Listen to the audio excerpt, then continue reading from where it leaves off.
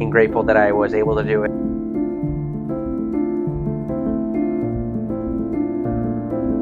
When I thought I was gonna die.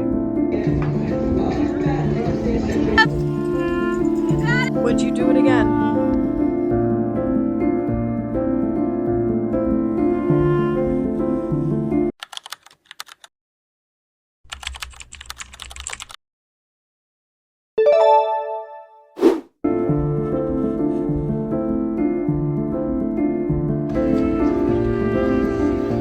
Gonna run too much. Good. Gonna run too much. Good.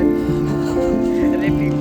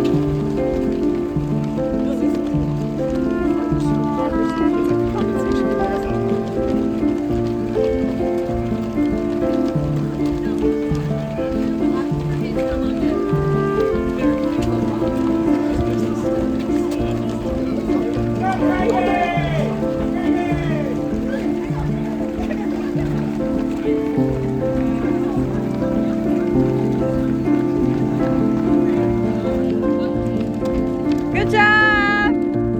You're almost there. Tell us about the start and what that was like starting your first one. Well, there was no wave start or whatever it's called, Mm-hmm. right? So they just had all the pacers start behind the starting line, and everybody just crowded around them, Mm-hmm. which was chaos. So then the start was crowded, but I felt confident for some reason, I guess. Mm-hmm. What pacer did you start by, or did you start by any?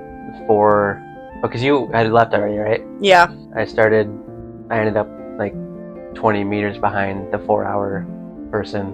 Mm-hmm. Did you feel like when it started that you were able to like go a normal pace, or did you feel like you had to go really slow for a little bit, or the opposite?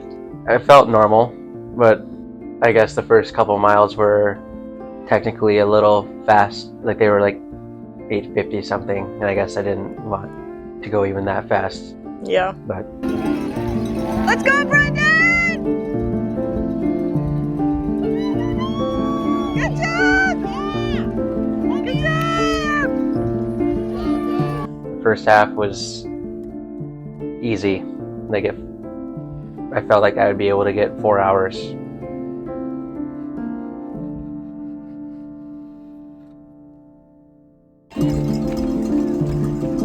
Good job! But I've heard people say like the first half of the marathon is miles 0 to 20, and then the second half is 20, 26, whatever. Yeah. And that felt like it. Like the first half felt easy-ish, and then I had to walk for the first time at like 17 and a half, which sucked. I was trying to convince myself to keep running until I got to 20. Yeah. Couldn't. Yeah. What were you feeling then? Like, was it sore? Was it like tight? Like, what was it like? Hip flexors, I guess they were. Mm-hmm. I don't know if it happens to everybody, but that's what I feel, getting tired and sore when I get to that point. And at that point, I was just running way slower than I needed to get to 4 hours, so I knew it probably wasn't going to happen. So that didn't help. So I was dead and could kind of feel the 4-hour mark becoming unattainable. So I decided to walk for a little bit, and then I would walk, run, and then by the time I got to mile 20 is when I thought I was going to die.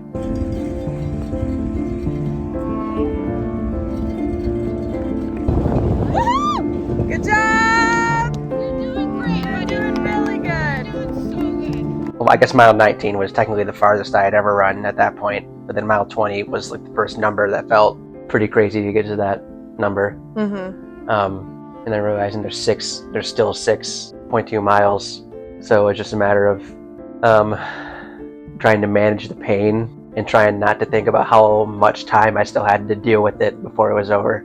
And then the last like 2 miles were in the neighborhood kind of area, so it wasn't even pleasant to look at. It was just kind of horrible all around. That sucks. Yep. And then you come onto the campus of whatever college it was, so you know you're close. And then you can see the track. And then finishing was like, thank God.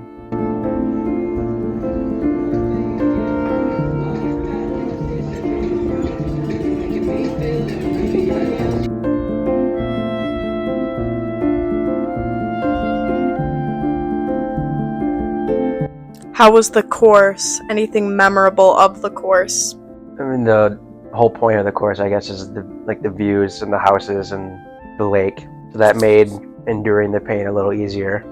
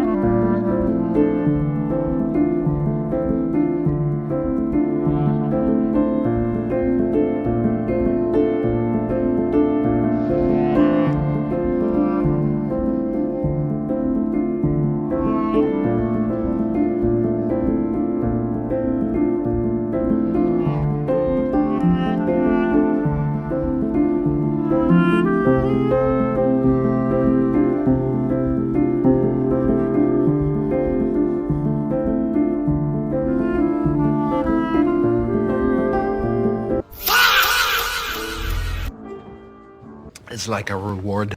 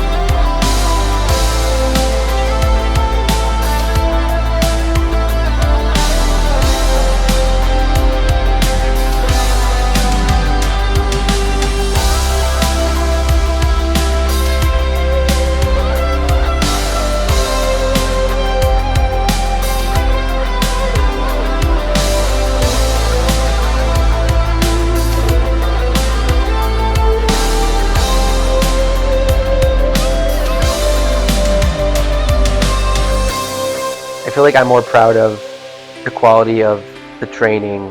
Obviously, the marathon itself is a feat, but I think training for 12 weeks and missing 0 things, I think that should be more impressive. Yeah, consistency. Yeah.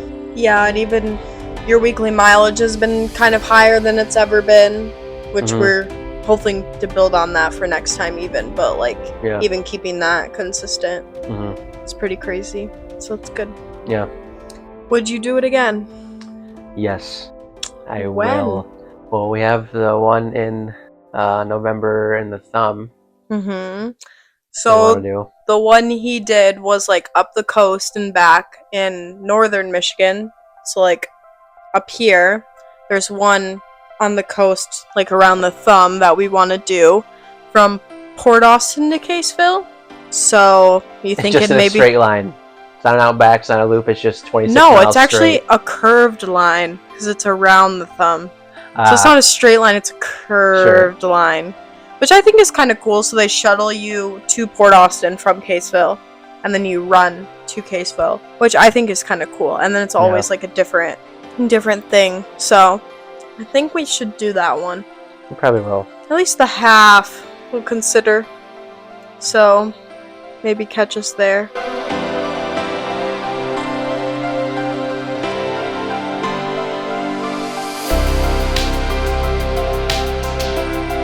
Like seeing the variety of demographic that is running. Like people, like if you saw them on the street and someone asked you, do you think that person's ever run a marathon? Your answer is absolutely not. Yeah. Like, there's people that look like they wouldn't and couldn't that did. Like the guy in front of me for the last mile was a heavier guy in basketball shorts with a suspicious brownish reddish stain. He might have got his period. We don't know. Or maybe his butt was chafing so bad it bled. Yeah. Some of his person. That's unfortunate. But yeah, so saying I could never do that is wrong. I think it's worth at least thinking about doing a marathon. Because the obvious thing, it builds discipline because you have to. Like I think when people think I could never do that, they think I myself right now couldn't do it. Right. And you're probably right. Yeah, you probably would get like you might literally die. Like if isn't you're it out of shape, rhabdo? Yeah, they probably get rhabdo. when your muscles start eating I know of themselves. someone that happened to. Me too. Yeah, from running. Yeah. Yeah. But like if you are out of shape, I don't think you could just do a marathon. Like you might literally have a heart attack. Yeah. Like running, I could feel my heart muscle getting tired. Yeah. It was a very odd feeling. But anybody could get to the point where they could complete a marathon, whether it's walking, running, or walk running, like whatever. So I think it's worth doing.